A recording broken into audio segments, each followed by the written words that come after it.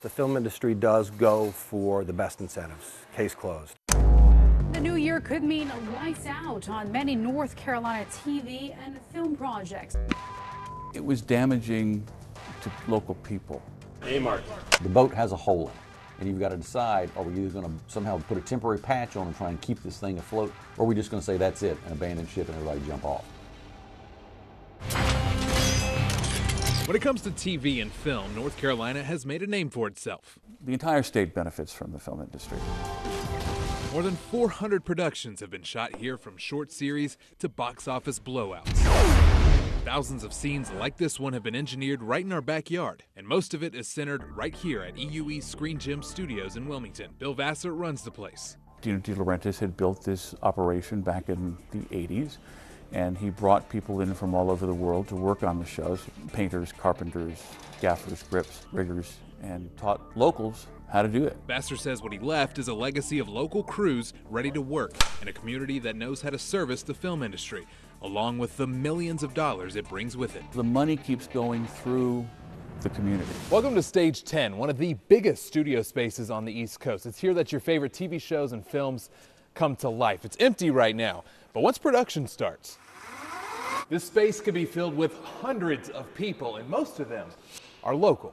An average TV show or film is going to have 125 people that work for them. On those series, when they're here, probably employ 90, more like 95% local individuals on those productions. Johnny Griffin helps recruit and keep films in the area. He says 2014 was a good year. Locally here, film production spent about $175 million. Statewide, I think it was about $300 million. But in 2015, the industry in our state was hit with a storm.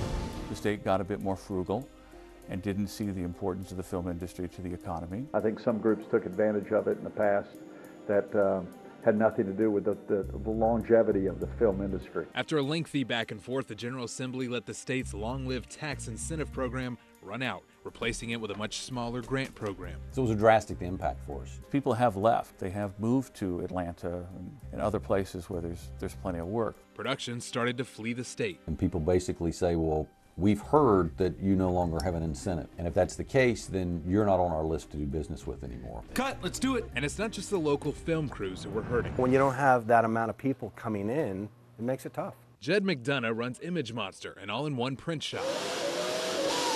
This business had nothing to do with film, but the silver screen ended up being one of his biggest customers. Anything you can think of that you see in a movie, if it was shot here, we probably did it. That is until 2015. It was like turning off the faucet. It literally ended. Griffin says film spending in our state dropped by more than 50%. But like Iron Man coming to save the day at the last minute, lawmakers realized North Carolina had to get back in the game. Starting this year, they've secured funding to provide up to $30 million in tax incentives, half of what it used to be. But it's the news the industry was hoping for. Got things cooking down here again. We're optimistic. It's certainly going to be a better year than 2015 was. Camera! Griffin says the new incentive plan is not enough to grow the industry, but it's put us back on the map, and it's the only way to keep cameras rolling in North Carolina. We've got 2 projects coming in later this month. We've got others that we're talking to. And so once again, we're sort of back on the list again, and we're getting a positive reception. Jonathan Rodriguez, WNCN News, now.